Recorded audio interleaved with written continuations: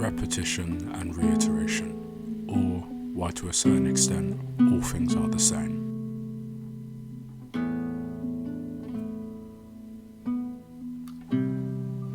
These girls are the same.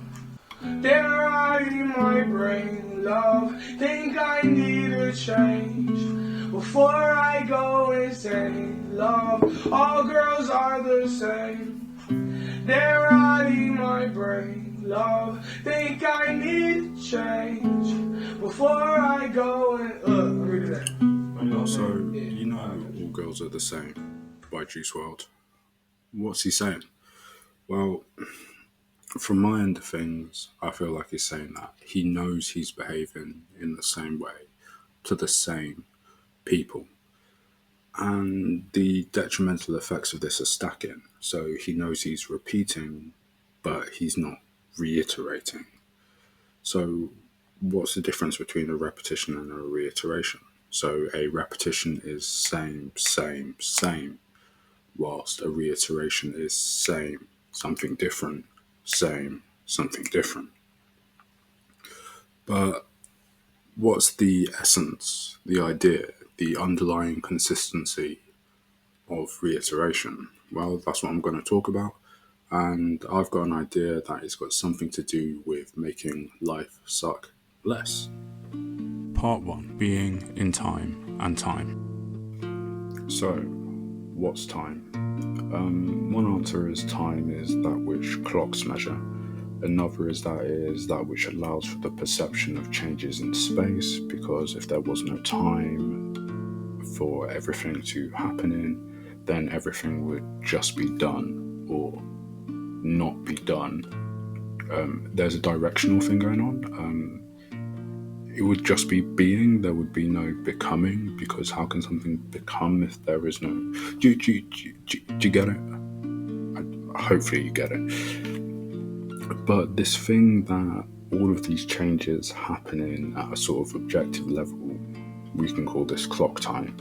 So it's a series of discrete nows that, excluding time travel as a possibility, flow relatively steadily in one way. But let's say I say now, now, now. Each now has significance because of and therefore in relation to the preceding. So that's how they become repetitions. They have the quality of a repetition. So past events, experiences and occurrences condition present experiences. This is what Bernard Stiegler would call secondary retention. The significance of the now is produced through a relation to the past. Okay, so let's say that I say now. You're expecting more nows, hopefully. It doesn't really matter. But anyway, the future is apparent to us in a manner conditioned by the present and the past. But we're not dealing with clock time at this point because these discrete nows are continuous with preceding nows. So because of expectation, conditioning, disjointed recall and secondary retention, past, present and future are flowing into each other in a disjointed but continuous manner. So if I ask you to think of the last meal you had and then think of the last time I said the word now, in order to move between the 2 points, you don't go through everything like a videotape. You jump over stuff. So this thing that is not clock time is continuous and disjointed, and our experience of it can be non-linear. It's not all in a straight line, and even if it is in a straight line, it's like got multiple threads coming off of it. It's like a big ball of stuff. So what is this thing that is not clock time? It's temporality, or rather your temporality. That is to say, you are temporality. You are not clock time, you are this other form of time. Some would say it's kind of a big deal because somehow you are in clock time and are time. So time and temporality. Now, some would go as far as to say it's like a fundamental element of our being. Being is not a what, but a how. So it's a big element of how we are. So have you ever seen Doctor Who? Like, most of it? Good for you, or sorry for your loss, I guess. Anyway, you know that bit where the Doctor's like... But this is fixed. This is a fixed point in time. And then Song is like... Fixed points can be rewritten. And then the Doctor's like... No, they can't. Of course they can't. Who told you? Who told her that fixed points can be rewritten? I don't know, but let's think about David Tennant's Doctor, where he says that. People assume that time is a strict progression of cause to effect, but actually, from a non-linear, non-subjective viewpoint, it's more like a big ball of wibbly-wobbly, timey-wimey stuff. Yeah, I've seen this bit before. So, what's key is that notion of a singular cause and a singular effect is false. The alternative is this notion of multi-determinacy, where multiple things can have multiple causes in different ways. But there are still constants. So two of these constants are repetition and reiteration. And my claim is, in case you hadn't already got it, is that understanding these elements of our temporality, the time that we are, can help you be less self-defeating. You, not me, I'm a lost cause. But to use a Camusian register, we can always help bring about a better subjective world, that is the world that you are, and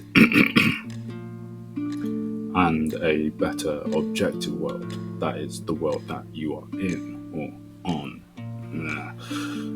But to take a direct quote from him, better does not mean different, it means unified. Have you ever seen Lazarus Project? I think it's alright, worth watching. Anyway, the premise of the show is that for some reason an organisation can reset time to July 1st of the previous year, but not everyone is aware when this happens. So this guy George gets tangled up with the people who make this happen. There's a training montage and everything, but one day George saves his girlfriend from getting hit by a rubbish truck.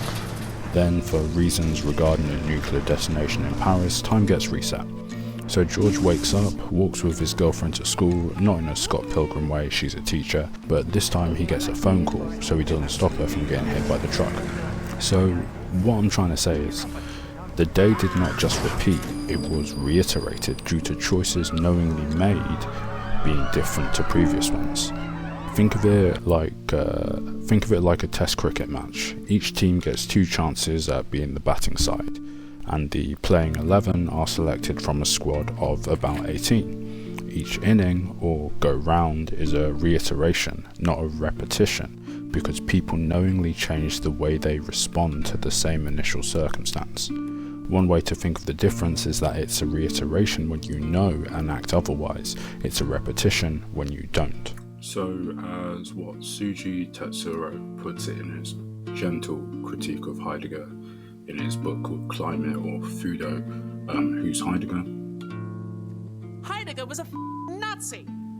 Who's what Suji? Well, he's a Japanese guy, which doesn't really, in certain circumstances, doesn't really make a difference. But he said sorry. Anyway, he says that time not linked with space is not time in the true sense. So that is to say that clock time is as fundamental to our experience of the way we are as map space, and temporality is as fundamental as spatiality.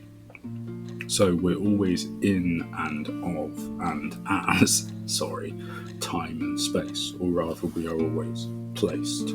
Heidegger technically does say this by saying we're always situated, but he puts emphasis on time and not space, but it doesn't really matter. So the point is, just as we're always temporalizing, we are always spatializing. Okay, so even though I'm going to talk about temporalizing more than spatializing, it's always both. So either way, what's reiteration got to do with a unified world? Well, in order for that to make sense, or for me to present it to you, we're going to have to do some metaphysics. You alright with that? Part 2. The eternal recurrence of the cataracted mind.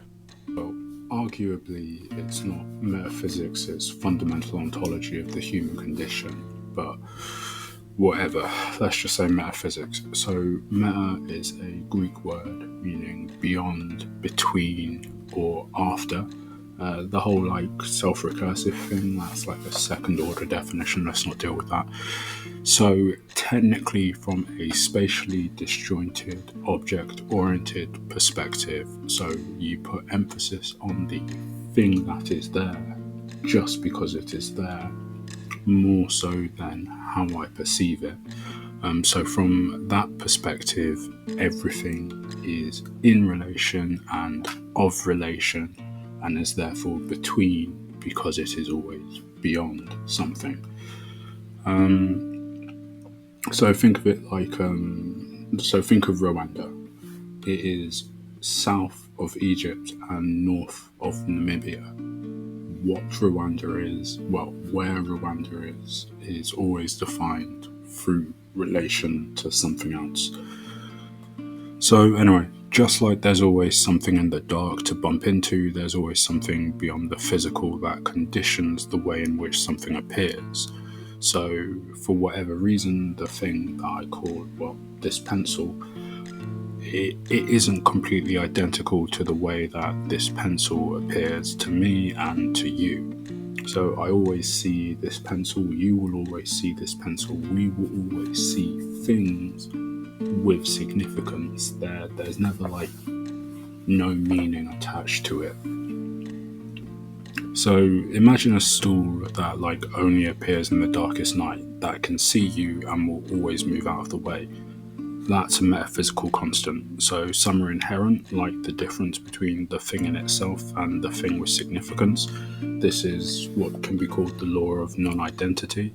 And some are contingent, so we treat them as constants, like a civilizational metaphysic, or the claim that racism is privilege plus power. So the former, the law of non-identity in this example, is ontological. It is very, very, very, very much relatively non-contingent. So the latter, the meaning of this pencil or something else, requires choices in order to be in the way that it is. And as such, when it is a constant, it's only a constant because of choices. So that's the difference between the mechanical fact and the technical fact or social fact. So the thing all metaphysical constants have in common, whether they're mechanical in the sense of ontological, in the sense that we have no choice about it being there, or technical in the sense that it is ontic.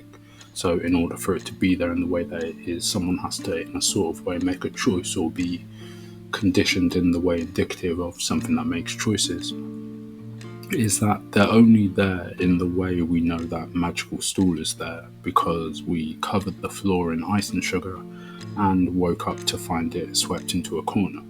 So you might say, well, that's just your opinion. True, well, facts don't care about your feelings, and we can only have facts because we're feeling. So to virtuously make a fact from a feeling requires identifying constants, and then we can do like all of our argument about whether it's valid and sound and whether it stands on its own, coherence and correspondence and pragmatism and all of that wonderful stuff.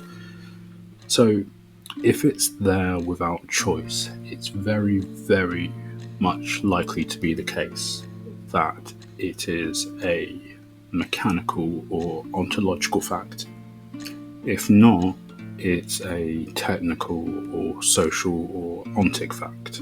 So one metaphysical constant that's assumed to be ontological is an idea of Nietzsche's called eternal recurrence. It's linked to his idea of amor fati, I think I said it right, which is love of fate. But depending on who you ask, he means live as if you have to do it again, or you're going to do it again, so you might as well enjoy it. It's the eternal recurrence. It's the difference between Sisyphus as a happy wife guy and Orpheus as a sad wife guy. So Sisyphus loved his wife so much he was willing to trick the gods, and then he got punished for it. So we must imagine Sisyphus happy because in every single life he would be willing to make that choice. For Orpheus, his wife dies, he goes to bring her back to life and fails, and then gets ripped apart by nymphs because he switched gods. Why did he switch gods? Because his wife was dead. He made a choice and he might as well enjoy it. So it's the difference between do what will be worth it and what you do should be understood as being worth it.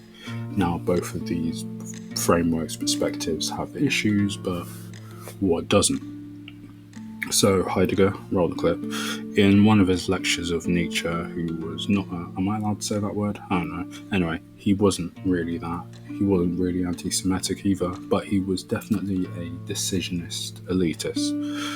And you don't need to read Heidegger. I mean, if you want to know about these whole postmodern neo-Marxists, Heidegger's a big deal. You can read Lukács as well, but Heidegger's a big deal. Anyway, in one of the lectures on Nietzsche, he says, the eternal recurrence of the same unfurls and displays its essence, so to speak, as the most constant permanentizing of the becoming of what is constant. In clearer terms, it is the unconditional that of presence. In plain English, Heidegger's understanding of the eternal recurrence of the same is that every time you see something in the way we do, that is with significance, what is the same is that there is significance. So think back to George and the repetitions. He's gonna feel a type of way every time he wakes up on July 1st. That's the recurrent same. Not the type of way he feels, but that he feels and that he finds significance because he feels. So pick a holiday, as in a holy day, not a vacation. What is the same isn't what one wears or doesn't wear, what one eats or doesn't eat, but that it is that time to go to that space again, or space for that time. At a more metaphysical level, whether it's Tamil New Year, which is a solar New Year, or West Taiwanese Lunar New Year, which is a lunar New Year, the eternally recurring same is that significance has and can be attributed. So in each and every moment understood as occurring in map space and clock time, we are experiencing the same type of situation. One with significance, but we can also make do, or rather we can only make do with situations being in that way. So we're always at a certain level experiencing the same thing over and over again. So the eternal recurrence of the cataracted mind is the fact that we will never have the full picture, and that's just how we are. So that's a fundamental ontological repetition, but what's reiteration? Part 3. Watch for the reiteration. So Heidegger's got this notion of a tradition, or the tradition. One is always in a tradition. It's that which is particularly relevant to the way an individual lives. That is the tradition. That which one is always entangled in such a way that it becomes obvious and you don't really fully understand it. It's just always there. So that's the tradition as form. Heritage is the content of the tradition. So tradition is a that, and heritage is a what. We're always of a tradition, and the particular tradition as we receive it is the heritage. And there's always something to be handed down, something one is immersed in, but that which is handed down is the heritage. Now, just because you know the tree doesn't mean you like the fruit. So when one takes over or is handed down a heritage, when done in a resolute manner, authentically, that is to say, in a manner that is very particular to the type of thing that one is, with an understanding of the variables and constants of the type of thing that one is, it will not necessarily be all the way throughout a repetition. So you can say it's part of my heritage to soak raisins, sultanas and cherries in white rum to make a cake. That doesn't mean I have to do it in exactly the same way as the person who taught me how to do it did it. So think of it like sampling. You can have this original song, but you don't recreate it exactly as it was. You do something else to it. But the best recreation, well, the best sample flip is going to be dependent on you really understanding how that song works together, the emotion, the formal structure of the song, and then you start messing with it. So, as old Marty McHyde puts it in the history of the concept of time, the word Wiederholung, which is translated as repetition, is equated with a retaking. So he says, the assumption of the tradition is not necessarily traditionalism, and the adoption of prejudices, the genuine repetition of a traditional question, lets its external character as a tradition fade away and pulls back from the prejudices. What this means is that for Heidegger, there is this notion of a repetition and then a genuine repetition. So that's why I think I'm justified in saying that we have repetition and reiteration, with reiteration being the genuine repetition where you have this sort of quite deep understanding of that which you're repeating. So reiteration or genuine repetition includes an understanding of the original motivating and provisional condition of the creation and desirability of a tradition. But that tradition and therefore that heritage, what you take up, are part of a situation that one is experiencing, and in part one that repeats. So in Being and Time, Heidegger goes, repetition neither abandons itself to the past, nor does it aim at progress. In the moment, authentic existence is indifferent to both of these alternatives. So reiteration is not evidenced by a particular type of value judgment, nor is authenticity. It's evidenced by a very particular apprehension of one's situation and possibilities. If it needs a result, if it needs to be understood as having a result, then it's awareness of self and circumstance with minimal value judgment. So I act in a reiterative way when I act with deep acknowledgement of my particular circumstance through an understanding more neutral than following one's desires would allow, and acknowledging that then is not completely identical to now. So what's this got to do with you? Well, I'm saying that you need to pay attention and watch for the changes and the consistency, and then analyze the meaning. You've got to pay attention to the emerging properties of the repetition, the possibility, and try to bring about a reiteration. And maybe you're dealing with a reiteration, then you need to understand it as a reiteration rather than a repetition. You got to watch for the changes, watch for the reiteration. Part 4. Reiterate yourself.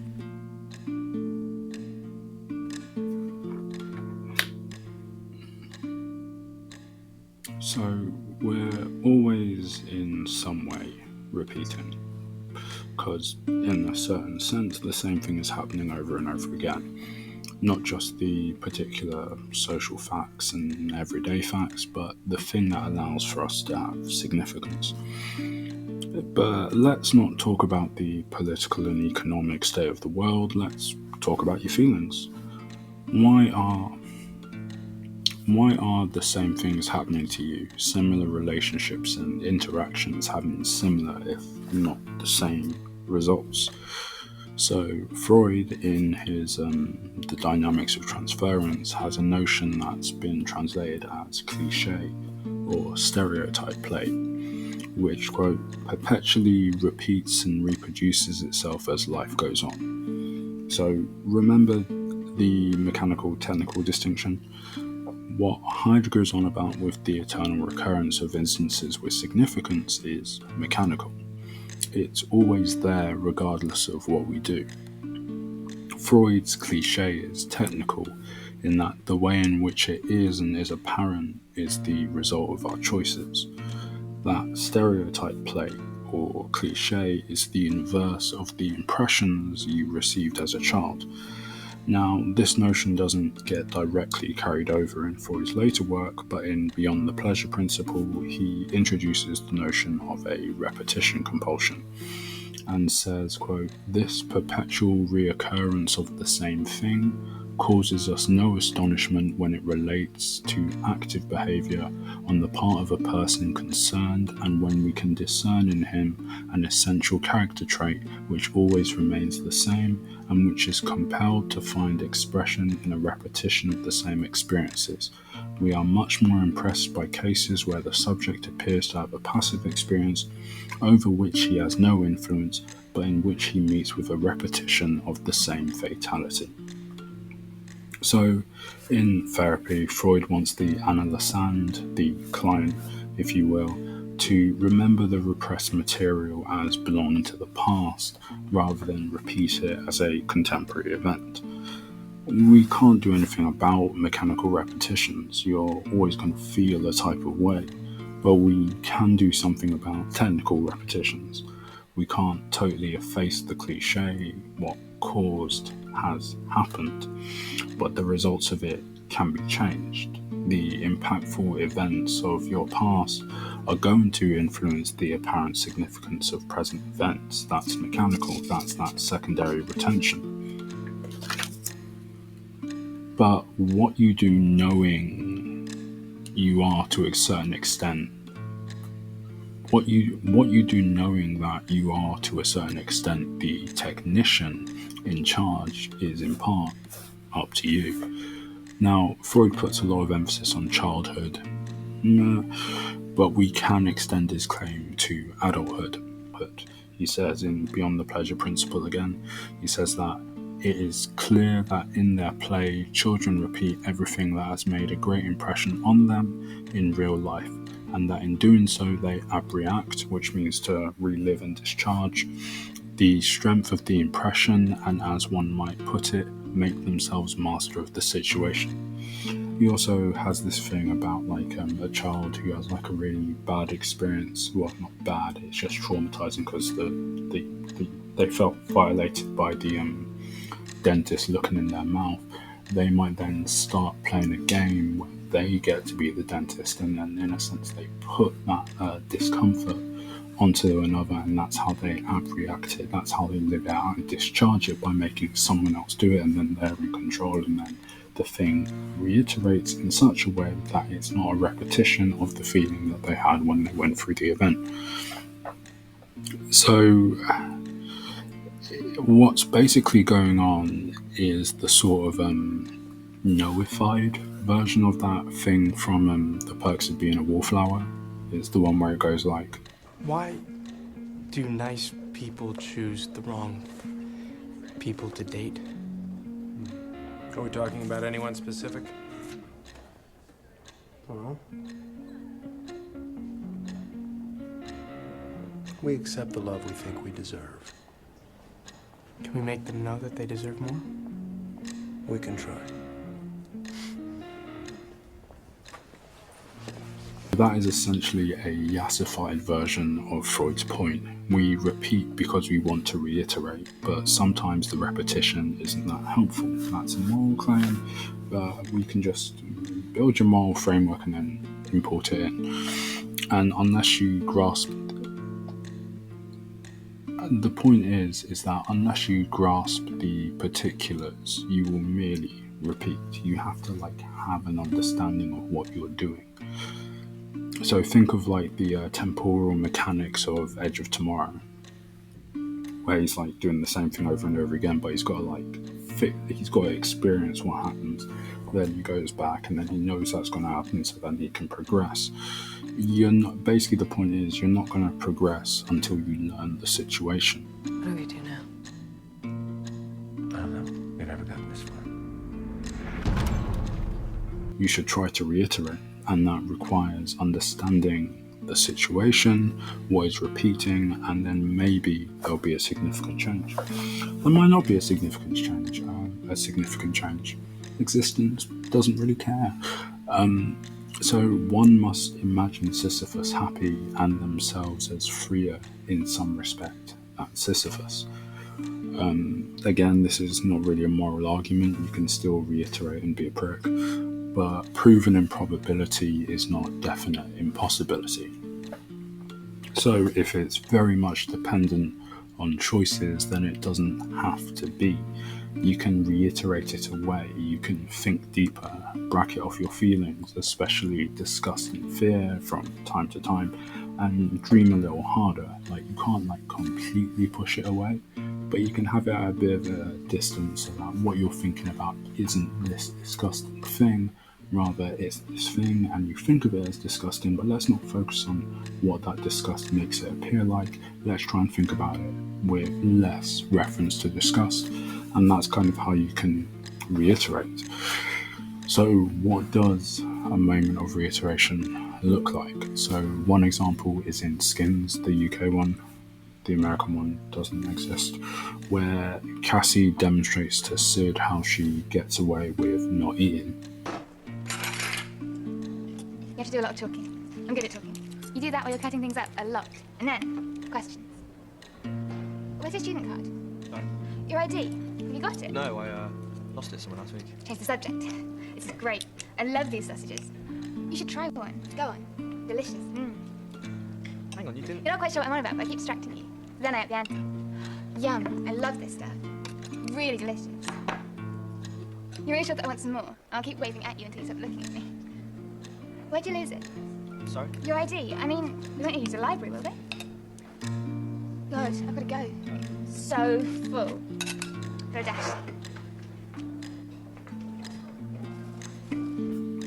So it starts out with a commentated performance. She knows what she's doing. It's an active expression. But Sid questions it. But aren't you kind of, lying to everyone? I'm so better. I got discharged from the clinic. Seems a bit fucked up. What? I said, just seems a bit fucked up, that's all. Oh, wow.